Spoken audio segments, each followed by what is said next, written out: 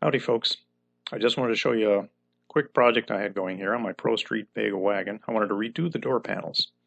The big ones, the door panel is the original. The small panel, I made that to fill up the space, but the chrome's peeling, plastic, you know how that goes after 40-something years, and it's getting all warped. I mean, the vinyl's not in bad shape, but it's seen better days, and I don't have that door pull, so I just wanted to make something new. So bought some headliner foam at a local craft store. It was on sale. I'm going to be doubling up on the headliner foam because it's not as thick as I wanted, and that will go for the orange insert areas. Now the craft foam, which came in 24 by 60 inch rolls, I bought those. That's for the black part, and now we have the black vinyl. It's upholstery vinyl, but it's not the marine vinyl, so it's more forgiving and more pliable. And all this stuff is basically on sale. Of course, that is the insert. I bought that also, and that was also on sale. Surprisingly, it was, of course, right before Christmas, everything's on sale. It was an outdoor material. Now here we also have the 6 pieces of chipboard that I bought. It's a little thinner than the original stock chipboard. I could have used ABS plastic, I could have used plywood, but this seemed to be the lightest. Okay, so here we go, and I also bought the 90 and 77. 77 I used for the attaching the foam, and the 90 I used for all the other adhesive parts. Here I am cutting out the craft foam for the black area, the vinyl area. I want it to be more rigid, but I didn't want to have a lot of thickness because of my roll bar is in the way. And I want to make certain indentations in proud areas.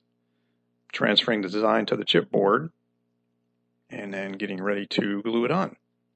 And I use the 77 adhesive for that, and then trimming the edges because it never sits exactly where you want it to. And then getting ready for the vinyl, and I use the 90 on that. Then making the indentations with a screen repair tool, which is a roller, plastic roller, and that really helps getting into the little nooks and crannies there. Okay, making the reliefs, getting everything all ready for the insert.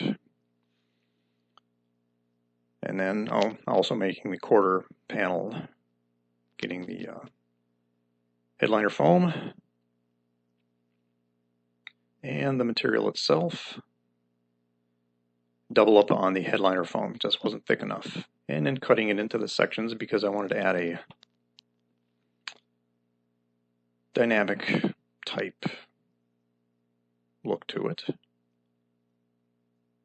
Line those up. I left about a 1/4 inch gap in between the foam, cutting it. And then when I add the glue, I make sure I paintbrush the glue in to spread it out evenly to make sure it dries well. And then getting in those indentations really well. Cutting the reliefs.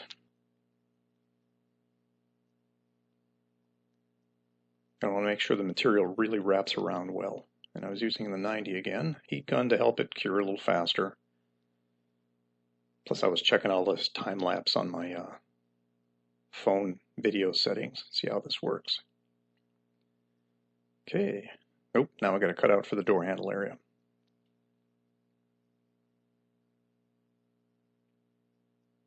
Now getting ready to attach the insert to the other part.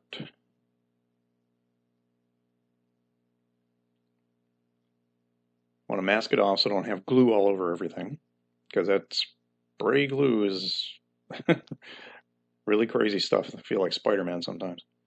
Okay, cure it up a little bit and get ready to attach it because you only get one shot at it. Gotta make sure you got it right. And basically doing the same thing with the quarter behind the door panels. Cutting out the foam, craft foam. It's only 3 millimeter thick, if I didn't mention that before. Plus I'm doubling up on the headliner foam. Okay, trimming it out. Getting the vinyl ready. Make sure I paint inside those little valleys. And just pressing it in with my fingers and then really adding some weight to it when I use the screen tool. Cutting reliefs. Okay, we're getting the insert ready. I had to let that cure a little bit. Okay, making sure that the insert is to the right shape because nothing's ever exact when it comes to this. Okay, getting those things set in. Cutting reliefs.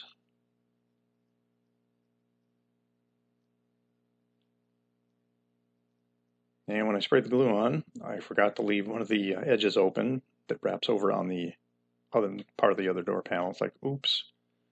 So luckily, I had enough time to redo that part. Okay, getting ready to spray it, mask it all off because it gets all over the place. Cure it a little bit, pop it in place, and I'm in the way. And then it's folded over. And when I got done with these, I more or less kept them in the house for about 24 hours to help them, the glue to cure, because the garage was basically 30-something degrees. I had a heater on, but it got up to about 60. Anyway, some of the glue residue, but there is the finished product.